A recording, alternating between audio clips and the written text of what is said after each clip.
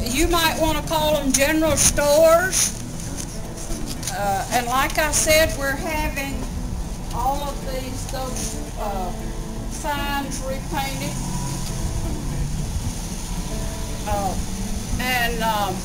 We had Ratliff's Wholesale. Ratliff was kind of like the Pine Hearts. They were into wholesaling feeds and flour. They also had Rolling Store. What's a rolling store?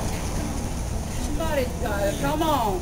Store on wheels. Store on wheels. And what did they usually have in those rolling stores?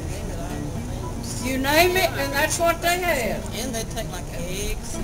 Yeah, and they bought the barter system. Barter system. Yeah, they trade out eggs and traveling all over the county, and working out of Ratliff grocery store.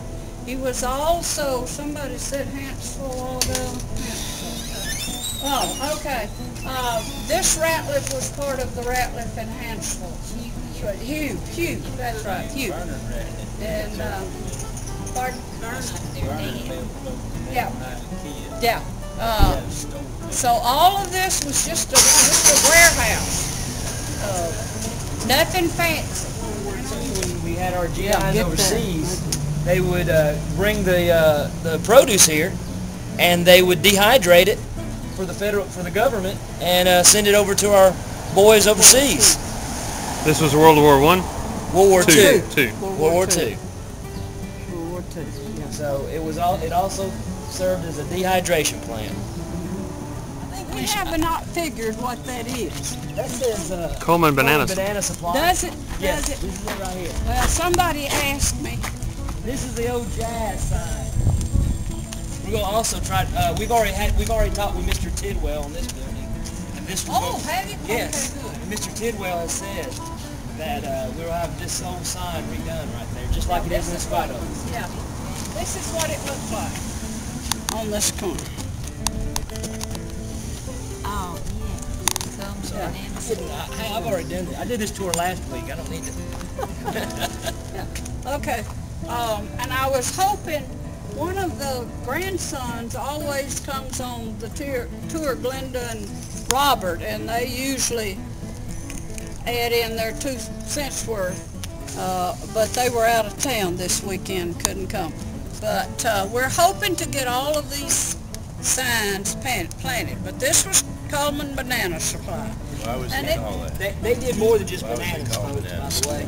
Well, because unique because they shipped in loads and loads of bananas to wholesale, to retail out, and Noah just named it. He said, "I'll just name it Cullman Banana Supply because we supply all of the bananas, mostly that come to Cullman." Yeah. So, and that's what it stayed until 3 or 4 years ago. Wow. Yeah, not long ago. 3 or 4 years ago, not long ago. And then Mr. Tidwell died, and the sons didn't want to take it over. One of them was a pharmacist, and one of them was something else, and they didn't want to take it over. So it just left. And it's pretty much like they left it. Yeah, it's interesting. And you want to go ahead and do it? No, go ahead. Like the way you do it.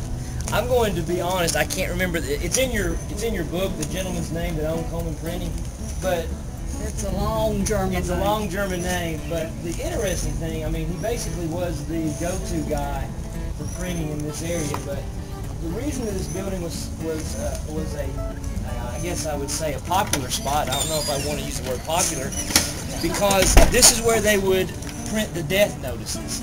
So as where you and I today, we can have the luxury of, looking at the Cullman Times or the Hartselle or Birmingham News, or even going online.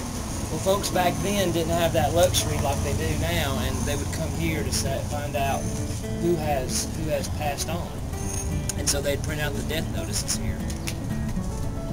And another thing I'd like to point out before we go on any further is, from the one thing that I want people to start realizing from this point on, especially till we get down there to to White's Cottage and the ice factory, around the turn of the century, from here all the way down through 2nd, 3rd, and 4th, and all the way to 5th Street, this was the busiest area in Cullman. Usually the sidewalks were filled with people doing all kinds of business. Also on the west side, just a tad bit, but I think for the most part, this was the main part of town. This was the main part of town. Shopping and dealing with things and business part of town, all up and through here. And then later on, the south side grew up. You know, it's kind of like when 157 opened up, then everything started building there. Well, originally this was the main part of town, mainly because Colonel Cullman's home was right in the center of the original train station. The original train station, and that was part of their life to the beer kegs up on platforms. And they would come in by train, probably from Wisconsin, I'd say. Yeah, that's what I'd say. From Wisconsin, because we had lots of residents here that came out of Wisconsin and Cincinnati. And but that I would love to have seen. And the Spiegmeyer building still is arranged just like it was originally. This was all the hardware department, and it's still original to the outside.